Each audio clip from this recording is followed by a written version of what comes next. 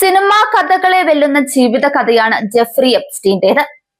അമേരിക്കയിൽ ശതകോടീശ്വരനായി വളർന്ന് ഒടുവിൽ ലൈംഗിക കുറ്റവാളിയായി മൺമറഞ്ഞ വിവാദ വ്യവസായിയാണ് എപ്സ്റ്റീൻ.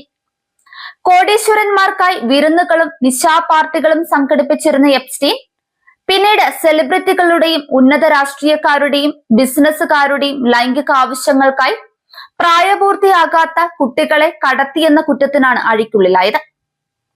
2008 പ്രായപൂർത്തിയാകാത്ത പെൺകുട്ടിയെ ലൈംഗിക തൊഴിലിന് പ്രേരിപ്പിച്ചു എന്ന് കുറ്റസമ്മതം നടത്തിയതോടെയാണ് എപ്സ്റ്റീൻ ആദ്യമായി അറസ്റ്റിലാവുന്നത്.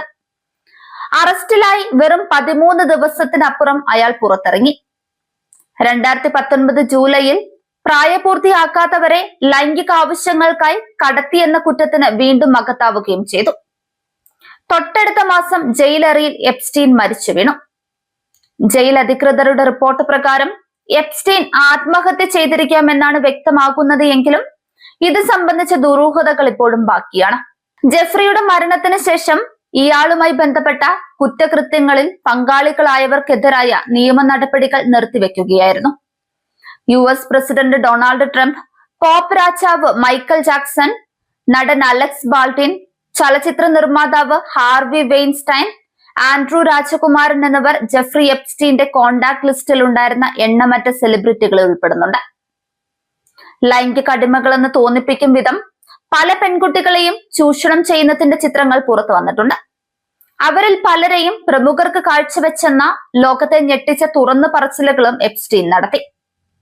അമേരിക്ക വീണ്ടും ട്രംപിന്റെ കയ്യിലായതോടെ എപ്സ്റ്റീൻ ഫയലുകളെ ചൊല്ലിയുള്ള വിവാദങ്ങൾക്ക് വീണ്ടും തീപിടിച്ചിരുന്നു. ആഘോഷരാവുകളിൽ എപ്സ്റ്റീനൊപ്പമുള്ള ട്രംപിന്റെ ചിത്രങ്ങൾ സംശയങ്ങൾക്കും ആരോപണങ്ങൾക്കും വഴിവെച്ചു. അങ്ങനെ നിരന്തര സമ്മർദ്ദങ്ങൾക്കൊടുവിൽ എപ്സ്റ്റീൻ ഫയൽസ് പുറത്തുവിടാൻ ട്രംപ് തന്നെ പ്രഖ്യാപിക്കുകയായിരുന്നു.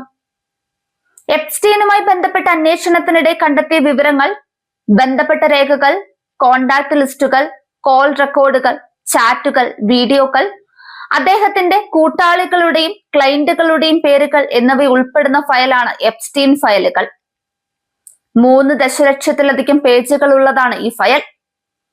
2000-ലധികം വീഡിയോകൾ, 2 ലക്ഷത്തോളം ചിത്രങ്ങൾ എന്നിങ്ങനെ മുൻപ് പുറത്തുവിടാതെ മാറ്റിവെച്ചിരുന്ന വിപുലമായ രേഖകളാണ് US നീതിന്യായ വകുപ്പ് പുറത്തുവിട്ടത്.